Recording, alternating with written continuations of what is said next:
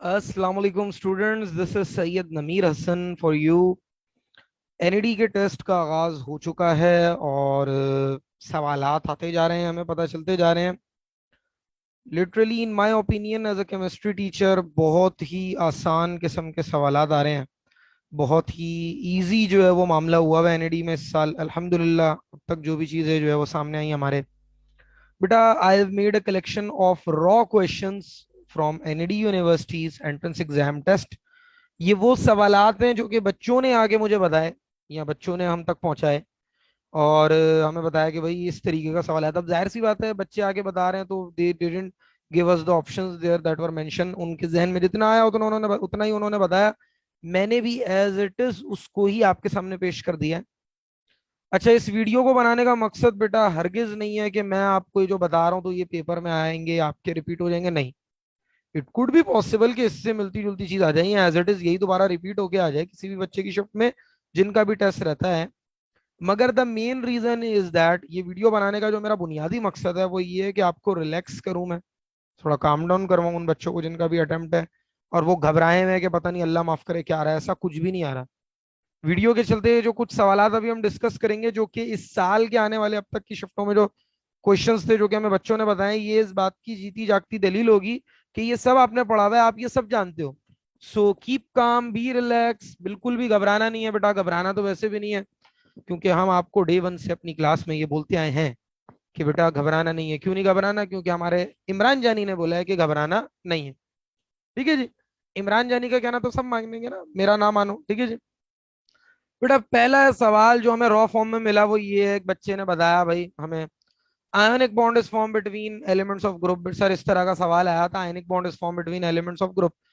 तो भैया according to the lines of book, book कहती है कि ग्रुप 1A, ग्रुप 2A, इन दोनों ग्रुप्स के एलिमेंट अगर ग्रुप 6A और ग्रुप 7A के एलिमेंट्स के साथ कंबाइन हो जाते हैं तो बनता है आयोनिक बॉन्ड। भैया आयनिक बॉन्ड बनता था, याद करो, जो वो जमाना जब हमने आपको आयनिक बॉन्ड पढ़ाया था तब बनता है जब इलेक्ट्रोनेगेटिविटी का डिफरेंस बहुत ज्यादा हो। अब जाहिर सी बात है, इलेक्ट्रोनेगेटिविटी ग्रुप 1A और 2A के एलिमेंट्स की भैया बहुत ज्यादा कम होती है और ग्रुप 6 और 7A के एलिमेंट्स की बहुत ज्यादा होती है। तो 1A के एलिमेंट्स ग्रुप 7A के एलिमेंट से मिल जाए या ग्रुप 2A के एलिमेंट्स ग्रुप 6A के एलिमेंट से मिल जाए, या 1A के एलिमेंट ग्रुप 7A से मिल जाए और सॉरी ग्रुप 6A से मिल जाए और ग्रुप 2A के एलिमेंट्स ग्रुप 7A से मिल जाए, तो भैया आयोनिक बॉन्ड फॉर्म हो सकता है। ठीक है जी। ये एक ऐसी चीज है, ये आपको जो बुक प्रोवाइड की गई थी एमसीक्यूज की, आपको उसमें भी मिल जाएगा भाई ये। तो अब देख लो, इतना आसान मामला है। ऐसी मतलब खाम खाम है भाई, घबरा रहे हैं हमारे बच्चे। भैया घबराना नहीं है। अगला सवाल है बेटा इक्वल, ये भी एक बच्चे ने आके मैं बताया कि भैया ये है equal volume of two gases.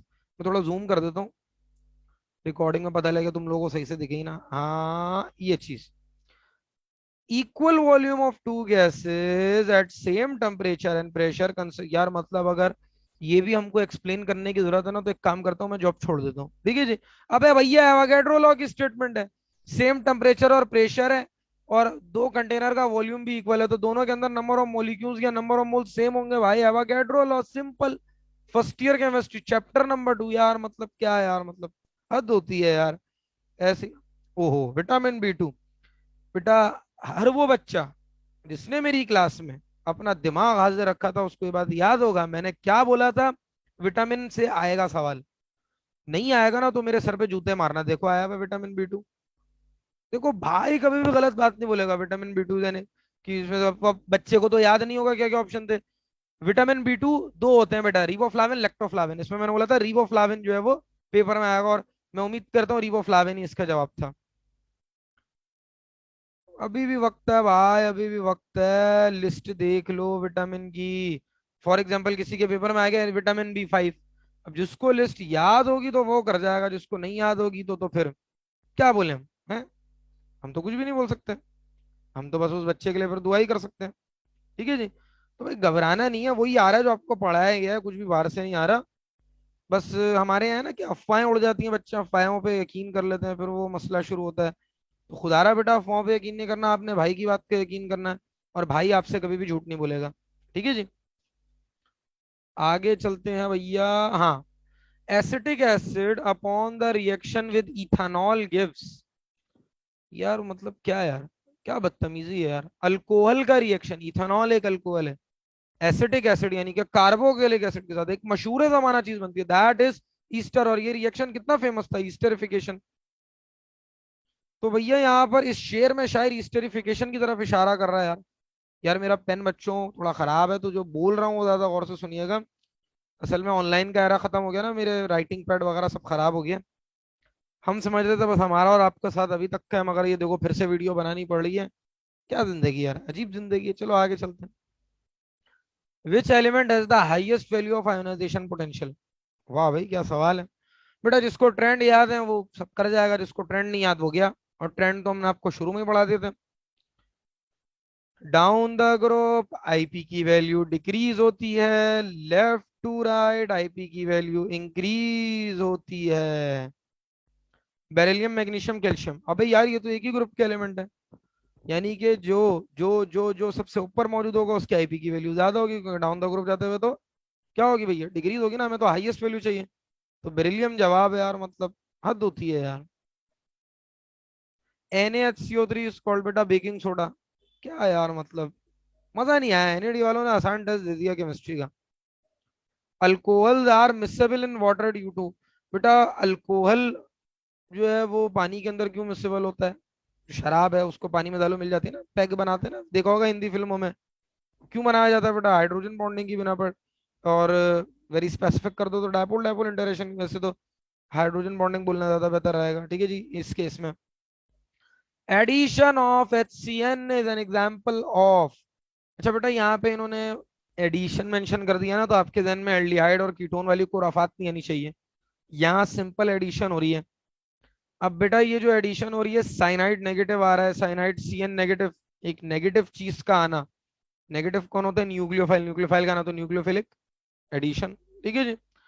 Covalent bond is different in the way that it is form by mutual sharing. ये देखो ये एक बच्चे ने MCQ बताया, ये क्या कहना चाह रहे हैं जरा समझते हैं। Covalent bond is formed in a way that it is form by mutual sharing, बिल्कुल। It is directional, it is directional. देखो बात को जरा समझिएगा।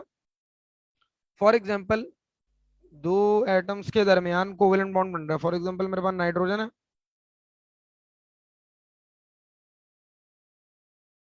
ठीक है जी, ये मेरे पास नाइट्रोजन है। नाइट्रोजन गैस के मॉलिक्यूल में बन रहा है कोवेलेंट बॉन्ड। अब बच्चों ये जो कोवेलेंट बॉन्ड बन रहा है, इस कोवेलेंट बॉन्ड में क्या हो रही है, म्यूचुअल शेयरिंग हो रही है ना। अब म्यूचुअल शेयरिंग जो हो रही है बच्चों, ये पोस्टुलेट तो बिल्कुल सही, इसके ऊपर वो आता है, सादे का आता है। दूसरा इट इज डायरेक्शनल। अब तीसरा ऑप्शन बच्चे को याद नहीं रहा, और डायरेक्ट ऑल ऑफ दीज। अब जरा डायरेक्शनल का मतलब समझने की कोशिश करता हूं, अगर ये भी सेटिस्फाई हो गया तो ऑल ऑफ दीज बनता होगा इसका जवाब। तीसरा तो बच्चा ही भूल गया भैया। देखो डायरेक्शनल ही ना एक तरह से ट्रू बनता है। क्यों बनता है, क्योंकि कोवेलेंट बॉन्ड ना ऑर्बिटल की ओवरलैपिंग की वजह से बनता है। अब ओवरलैपिंग ऑफ ऑर्बिटल एक पर्टिकुलर ओरिएंटेशन में होगी, एक पर्टिकुलर डायरेक्शन में होगी। SS का ओवरलैप हो गया, SP का हो गया, तो इन डायरेक्शनल बॉन्डिंग होती है। तो ये दोनों सादे का आते हैं। अब तीसरा ऑप्शन देखो है ही नहीं, अब मैं क्या बोलूं यार। खैर बच्चे को जितना याद आया उसने हमें बता दिया। मैं चाहता ना मैं MCQ की डेंटिंग पेंटिंग करके भी आप लोगों के सामने वीडियो बना सकता था, मगर मैंने इज्तनाब किया। मैंने बोला एज इट इज जो बच्चों ने आके हमें बताया हम उसमें कोई मिर्च मसाला नहीं लगाएंगे। जो हमें बच्चों ने आके ओरिजिनल बताया है हमने वही आपके सामने पेश कर दिया, ठीक है जी। HCl contain which bond. भाई HCl के अंदर कोवेलेंट बॉन्ड होता है, मगर कोवेलेंट भी कौन सा, पोलर कोवेलेंट।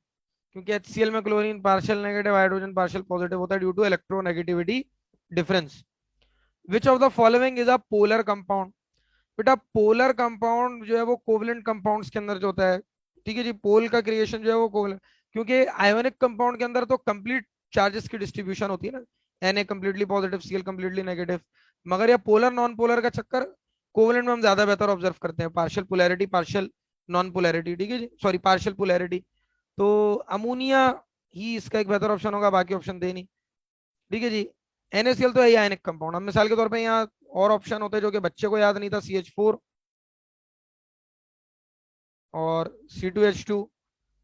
अब इथाइन और CH4 ये तो बेचारे नॉन पोलर इन नेचर है ना एक तरह से, ठीक है जी। यहाँ अगर CO2 होता C2H2 की जगह नॉन पोलर, तो NH3 एक बेहतर एग्जाम्पल बनती, ठीक है जी। Reaction is said to be in equilibrium. बच्चों खुदारा खुदारा खुदारा खुदारा याद रखिएगा, इक्विलिब्रियम पे रेट ऑफ फॉरवर्ड रिएक्शन और बैकवर्ड रिएक्शन बराबर होता है। समझ आ रही है बात? बच्चे समझते हैं कि रिएक्शन इक्विलिब्रियम पे तब है जब कंसंट्रेशन ऑफ फॉरवर्ड और बैकवर्ड रिएक्शन बराबर हो गए। नहीं भैया, अल्लाह के बंदो, इस बच्चे को तो MCQ जिसने आगे बताया उसको MCQ के ऑप्शन भी याद नहीं थे। बहरहाल इसका जवाब होता है rate of forward reaction is equal to rate of backward reaction. ये आपकी बुक में मौजूद है सवाल, ये जो हमने आपको बुक प्रोवाइड की थी ना MCQ की सॉल्विंग की, भैया ये उसमें भी मौजूद है। मुझे तो लग रहा है NAD वाले हमारी बुक खोल के ही बना रहे हैं इस मर्तबा test. Reaction is said to be in equilibrium, ये तो हो गया। According to law of mass action rate of a reaction is directly proportional to, भाई रेट ऑफ अ रिएक्शन किसके डायरेक्टली प्रोपोर्शनल था? To the active masses of the reactant concentration, ठीक है जी। एक्टिव मासेस और कंसंट्रेशन में कोई फर्क नहीं है, एज इट इज। देखो लाइनें आ रही हैं, इतना सिंपल, इतना स्ट्रेट फॉरवर्ड। लीगेंड आर, बेटा लीगेंड कौन होते हैं? जो कि इलेक्ट्रॉन पेयर को डोनेट करते हैं। कौन करते हैं? इलेक्ट्रॉन पेयर को डोनेट। और इलेक्ट्रॉन पेयर एक्सेप्टर कौन होता था? Transition element. ये चैप्टर नंबर 5 से आ गया भाई सवाल। एज इट इज देखिए, मैं कोई जितना मुझे बच्चों ने बताया मैं वैसे ही आपके सामने प्रेजेंट कर रहा हूँ, just to give you an idea. अब ये नहीं कि याद करके पहुंचो ये आएगा, नहीं भैया। आज की शिफ्ट में तो बकायदा मुझे कुछ स्टूडेंट्स ने ये भी बताया सर पास पेपर से भी चीजें आई हुई थी बहुत सारी, तो इतना आसान हो गया ना मामला मेरे बच्चों, घबराना नहीं तुम। जहां तुम लोग घबरा गए, क्लीन बोल्ड, घबराना नहीं, ठीक है जी। A primary alkyl halide is the one in which halogen is attached to carbon atom that is further attached to, बेटा प्राइमरी अल्काइल हैलाइड में बात याद रखिएगा। थोड़ा सा ये ड्राइंग का क्वेश्चन है, करना पड़ेगा ये आपको। अगर रटा रटाया आपको तो आप डायरेक्ट भी कर सकते हो। बेटा फॉर एग्जांपल ये कार्बन है, क्लोरीन से लगा हुआ है। प्राइमरी अल्काइल हैलाइड में बेटा याद रखिएगा जिस कार्बन से हेलोजन लगा हुआ है। अब मैंने यहाँ क्लोरीन के जरिए एग्जांपल समझाइए, आप ब्रोमीन, फ्लोरीन, आयोडीन जो लेना लो, याद रखिएगा जिस कार्बन से लगा होगा वो कार्बन ज्यादा से ज्यादा एक कार्बन से लगा हुआ हो सकता है, एक से ज्यादा नहीं, ठीक है जी। Only one carbon, more than one carbon, one or no carbon, one or no carbon. कुछ बच्चों ने इसका जवाब ओनली वन कार्बन लगाया जो कि गलत हो गया होगा, क्योंकि बेटा आपने एल्काइल हैलाइड की क्लासिफिकेशन में पढ़ा था अगर कोई भी कार्बन ना हो, मिसाल के तौर पे यहाँ पे भी हाइड्रोजन, यहाँ पे भी हाइड्रोजन, यहाँ पे, ये भी प्राइमरी की एग्जांपल है। तो ये मेरे सबसे बड़ा प्यारा क्वेश्चन था ये वाला। आई लव दिस क्वेश्चन, मैं इसके साथ हार्ट रिएक्ट बना रहा हूँ। ये इसमें बच्चों ने भंड मारा होगा, ओनली वन कार्बन एटम पे टिक लगा दिया होगा। अल्लाह ना करे वो बच्चे जो है वो मेरे ही स्टूडेंट हो, बल्कि कोई भी ना हो यार। मेरी तो हमेशा से दुआ हो स्टूडेंट मेरा हो या किसी और का हो, अगर उसने मेहनत की है तो उसको उसका सिला जरूर मिलेगा, ठीक है जी। Which of the following has the greatest oxidising nature, बेटा याद रखिएगा सबसे बेहतरीन ऑक्सीडाइजिंग नेचर, सबसे बेहतरीन oxidising nature fluorine, then chlorine, then bromine, then iodine, ठीक है जी। And in the last we have organic compounds are soluble in all of these. इनमें से किसके अंदर ऑर्गेनिक कंपाउंड जो है वो सोल्युबल होंगे? तो एक्सेप्ट सॉरी, तो ऑर्गेनिक कंपाउंड ओनली बेटा नॉन पोलर इन नेचर होते हैं, तो पेट्रोलियम में भी सोल्युबल होते हैं, बेंजीन में भी, ईस्टर में भी, इसके अलावा ईथर में भी। सिर्फ वाटर एक यहाँ पे नॉन पोलर सॉल्वेंट है। वाटर के अंदर बहुत कम ही ऑर्गेनिक कंपाउंड सोल्युबल होते हैं, लाइक कुछ अल्कोहल सोल्युबल होते हैं, मीथानॉल, इथेनॉल वगैरह। ज्यादातर पानी के अंदर ऑर्गेनिक कंपाउंड सोल्युबल नहीं होते। तो ये भी एक अच्छा सवाल है, इसके साथ भी मैं दिल बना रहा हूँ। थोड़ा सा मजे का सवाल है, बच्चे भंड मार सकते हैं इसमें। सो बेटा this was all about to just give you an idea, आपको सिर्फ एक आइडिया देने के लिए था। और मैं उम्मीद करता हूँ इससे आपको थोड़ा कॉन्फिडेंस मिला होगा कि यार सब मैंने पढ़ा हुआ है, बस मुझे एक्टिव माइंड के साथ काम करना है। अगर मेरे पैर लड़खड़ाए तो मसला हो जाएगा, ठीक है जी। मैं उम्मीद करता हूँ आप लोगों को इंशाल्लाह अच्छे से अच्छे आपके नताइज हैं। अल्लाह पाक आप लोगों का हामी नासिर हो। मजीद और वीडियोस ऐसी बनाता रहूंगा आप लोगों को मोटिवेट करने के लिए। बेटा बस जाएं और बस ऐसी की तैसी कर दें, और इंशाल्लाह आप लोग जरूर कामयाब होकर लौटेंगे। अल्लाह हाफिज।